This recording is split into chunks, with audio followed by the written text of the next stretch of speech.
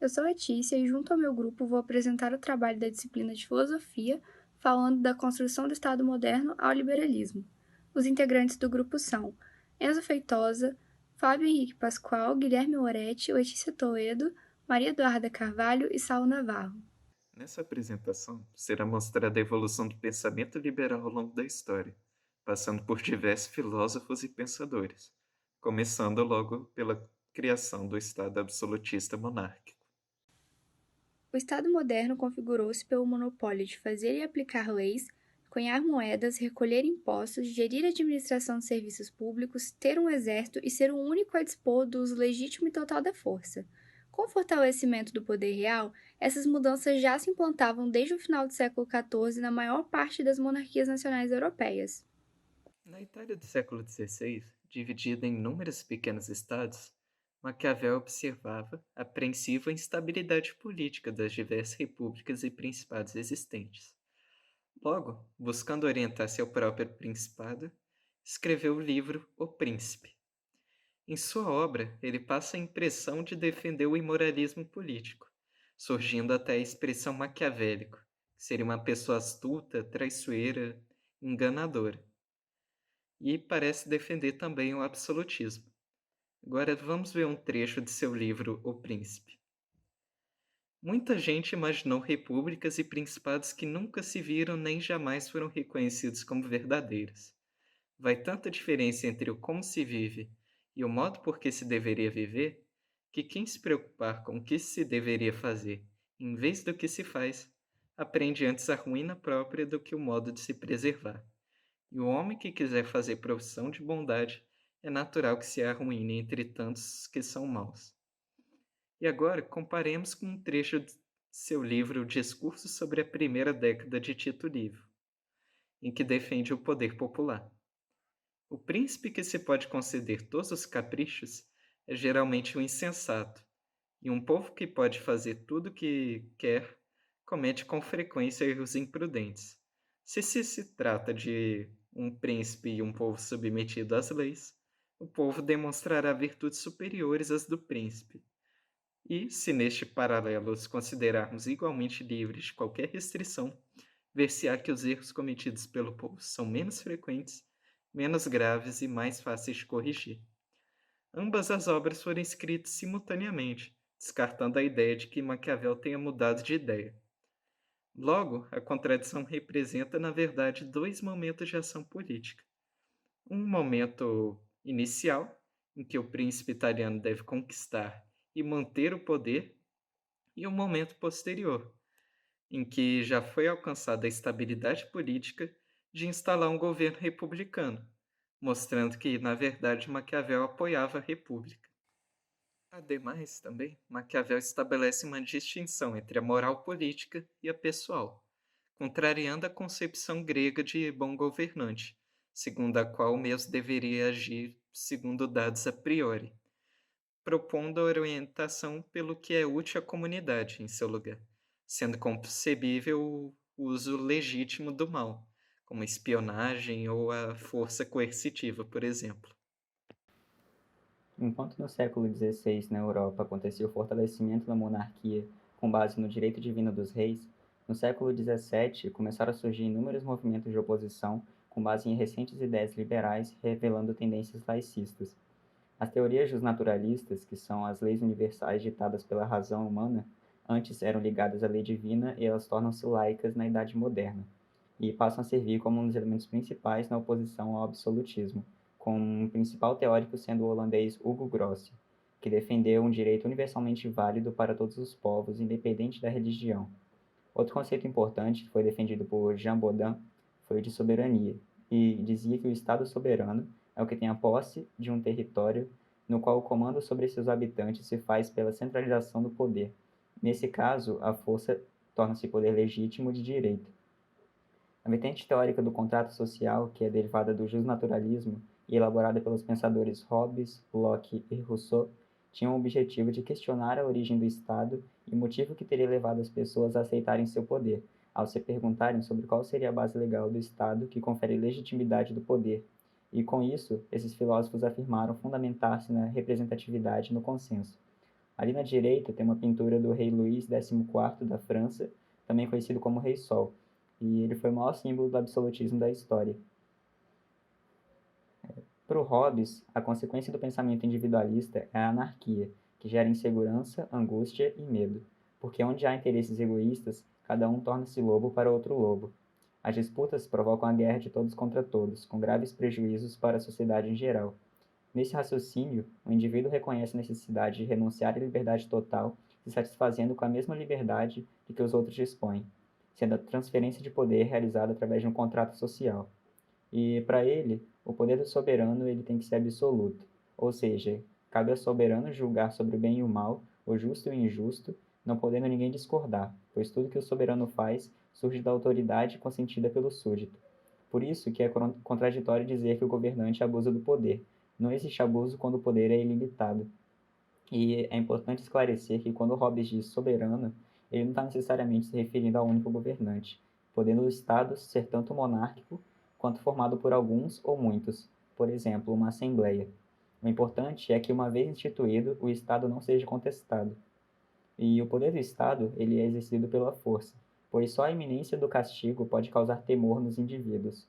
E é o soberano que define as leis, escolhe conselheiros, julga, faz a guerra e a paz, recompensa e pune. E, além disso, ele pode censurar as opiniões e doutrinas contrárias à paz.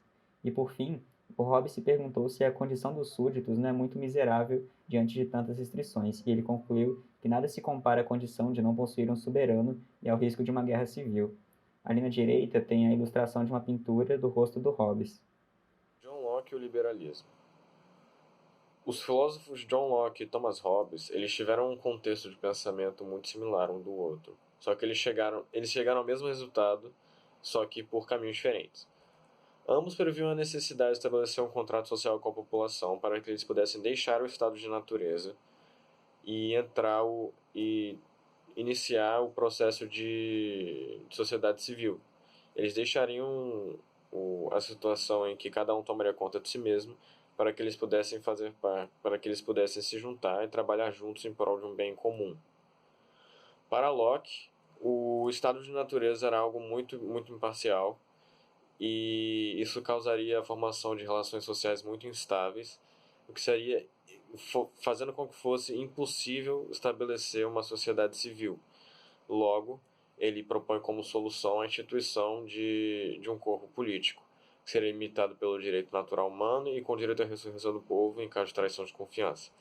É perceptível nesse tipo de discurso a vertente liberal, quando se fala de distinção de espaços públicos e privados, e também pelo poder não mais sendo definido a partir da nascença da pessoa.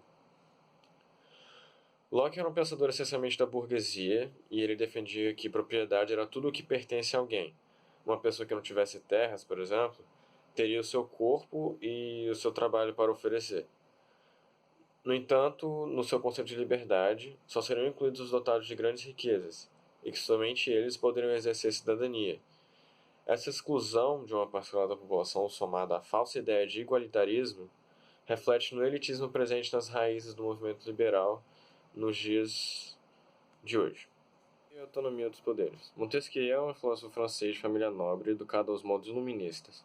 Durante a sua produção da obra O Espírito das Leis, ele faz relações de legislações de épocas e lugares diferentes, e chegou numa linha de pensamento na qual o poder todo era dividido legalmente para evitar desentendimentos. Ele continua nessa linha de pensamento até chegar à seguinte conclusão, de que só o poder freia o poder. Essa frase advém de reflexão crítica com relação ao abuso de poder de monarcas da época que ele faz, e também é a linha de pensamento que mais tarde divide o poder em três setores autônomos: o executivo, o legislativo e o judiciário. Pensamentos como o de Montesquieu tiveram enorme influência na história de filosofia política, tanto que serviu de base para os artigos de Declaração de Direitos Humanos e do Cidadão de 1789. Jean-Jacques Rousseau e a soberania inalienável. Jean-Jacques Rousseau criticou o absolutismo real e fundamentou sua teoria com base no contrato social. O filósofo emprestou à ideia de contrato a originalidade do conceito de soberania inalienável. Rousseau, diferente de seus antecessores, entendia o estado de natureza de maneira mais otimista. Acreditava que o homem, denominado por ele mesmo de o bom selvagem, teria vivido tranquilamente antes de socializar-se, até ser introduzida a desigualdade, que então o corrompeu. Trata-se, portanto, de um falso contrato social, que coloca as pessoas sob grilhões. Há que se considerar a possibilidade de outro contrato verdadeiro e legítimo, pelo qual o povo esteja reunido sob uma só vontade. A legitimidade do contrato social, de acordo com Rousseau, deriva-se do consentimento necessariamente unânime. Todos abdicam-se sem reserva de seus direitos e sua liberdade pelo bem da comunidade, mas, como ele constitui um pacto, ele obedece a si mesmo e, portanto, é livre. A obediência à lei que estatuiu a si mesma é a liberdade. Isso significa, para o filósofo, com o contrato, o povo não perde a soberania porque o Estado criado por ele não está separado dele mesmo. O ato pelo qual o governo é instituído pelo povo não submete este àquele. Não há um superior, pois os depositários do poder não são senhores do povo, podendo ser eleitos ou destituídos conforme a conveniência. Os magistrados que constituem o governo estão subordinados ao poder de decisão do soberano e apenas executam as leis. Rousseau preconiza a soberania popular, isto é, a participação de todos os cidadãos nas deliberações legislativas que dizem respeito à sua sociedade. Distingue também dois tipos de participação na comunidade, como soberano, o povo é ativo e considerado cidadão, mas ao exercer soberania passiva é considerado súdito.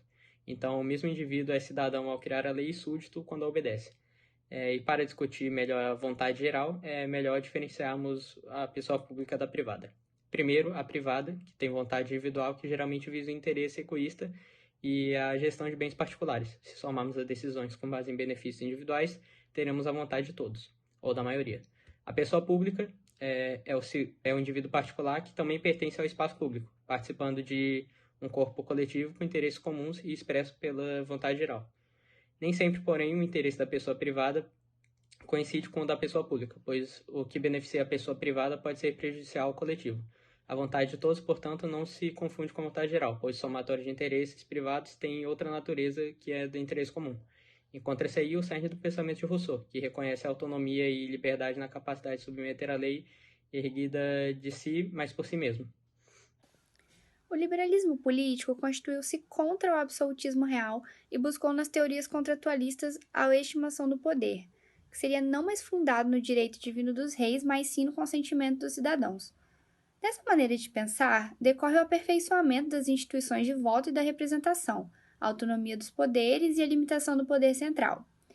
O liberalismo ético supõe o prevalecimento do Estado de Direito, que rejeita o arbítrio, as prisões sem culpa formada, a tortura, as penas cruéis e ainda estimula as tolerâncias para com as crenças religiosas. Defende, portanto, os direitos individuais, como a liberdade de pensamento e de expressão. Já o liberalismo econômico opôs-se inicialmente à intervenção do poder do rei nos negócios, que ocorria através de procedimentos típicos da economia mercantilista, como a concessão de monopólios e privilégios. A teoria da economia liberal consolidou-se através do escocês Adam Smith e do inglês David Ricardo, que defendiam a propriedade privada dos meios de produção e a economia de mercado fundada na livre iniciativa e competição. Interessava à burguesia separar Estado e sociedade, já que a sociedade era constituída de um conjunto de atividades particulares dos indivíduos, sobretudo as de natureza econômica. Essa separação iria reduzir igualmente a interferência do privado no público, já que o poder procurava outra fonte de legitimidade, diferente da tradição e das linhagens da nobreza. O significado de liberalismo, portanto, vem do conjunto de ideias éticas, políticas e econômicas da burguesia, em oposição à visão de mundo da nobreza feudal, sendo entendido com base nesses três enfoques. Na Inglaterra do século XIX vivia-se o ápice da Revolução Industrial, e com o surgimento do capitalismo industrial, que deixava evidentes as diferenças socioeconômicas da sociedade, os grupos socialistas e liberais discutiam sobre uma possível reforma social ou uma revolução. Bom, foi nesse cenário que foi desenvolvida por Jeremy Bentham e John Stuart Mill a teoria ética do utilitarismo, onde basicamente ações são boas quando promovem a felicidade e ações são ruins quando promovem a insatisfação ou a infelicidade. E essa teoria atuaria de acordo com o princípio da utilidade, onde deveriam ser criadas leis que promovessem a felicidade para o maior número de pessoas. Ou seja, representa uma expressão atualizada do hedonismo grego, onde relaciona a busca pelo prazer, a felicidade, e o princípio de utilidade como critério para avaliar o ato moral. John Stuart Mill interpreta o utilitarismo com aspirações mais democráticas. Mesmo que as decisões sejam tomadas de acordo com a maioria, ele sempre foi atento ao sofrimento e defensor dos direitos e da opinião das minorias. E, apesar de bem aceito no século XIX, o utilitarismo ele tem várias controvérsias, como, por exemplo, como conciliar o interesse pessoal com o interesse coletivo e quais são os critérios para avaliar quais prazeres devem ser desprezados e quais prazeres devem ser considerados superiores? Após a Revolução Francesa, que representava toda a esperança de liberdade, igualdade e fraternidade, a França enfrentou momentos difíceis e contraditórios, como o terror e a coroação de Napoleão Bonaparte. Assim, Alexis de Tocqueville, ele analisou as contradições desse período e seu grande desafio foi conciliar a liberdade e a igualdade, já que ele tinha certeza que a implantação de uma democracia seria inevitável, mas ele temia a excessiva concentração de poder no Estado, que levaria à tirania ou ao surgimento de uma sociedade de massa, que nos levaria ao conformismo. Então, Tocqueville julgava importante a promulgação de leis que garantissem liberdades fundamentais e a vigilância constante por meio do exercício da cidadania. Com isso, o liberalismo se torna uma teoria política e social onde a sociedade e o Estado devem proteger e promover os direitos de liberdade e de igualdade de cada indivíduo. Ou seja, é uma teoria individualista, porque o indivíduo tem prioridade sobre o coletivo. George Hegel, filósofo alemão, acompanhou os acontecimentos que marcaram um ponto de ruptura na história, o fim do mundo feudal e o fortalecimento da ordem burguesa. A resolução dessa contradição é apontada por Hegel como uma tarefa da razão. A crítica hegeliana às concepções liberais que o antecederam pode ser compreendida se nos reportarmos à sua concepção dialética, da qual resultou um novo conceito de história. O presente é retomado como resultado de longo e dramático processo. A concepção de Estado hegeliana nega a tese contratualista vigente nos 2 séculos anteriores porque o indivíduo não escolhe o Estado, mas é por este constituído, ou seja, não tem como pensar o indivíduo em estado de natureza, pois ele é sempre um indivíduo social. De acordo com a concepção dialética hegeliana, o Estado sintetiza numa realidade coletiva a totalidade dos interesses contraditórios entre os indivíduos. Essas contradições ocorrem da seguinte forma: a família é a síntese dos interesses contraditórios entre os indivíduos e seus membros. A sociedade civil, que é uma espécie de esfera intermediária entre a família e o Estado, é a síntese que supera as divergências entre as famílias. É o lugar das atividades econômicas e, portanto, nele prevalecem os interesses privados, sempre antagônicos entre si. Por isso, é também o lugar das diferenças sociais e da rivalidade profissional. O Estado representa a unidade final, a síntese mais perfeita que supera as contradições existentes entre o privado e o público, que ameaçam a coletividade. No Estado, cada um tem a clara consciência de agir em busca do bem coletivo, sendo por excelência a esfera dos interesses públicos universais. Conforme o movimento dialético, as esferas das famílias e da sociedade civil não devem ser entendidas como formas anteriores ou exteriores de Estado, pois só existem e se desenvolvem a partir dele.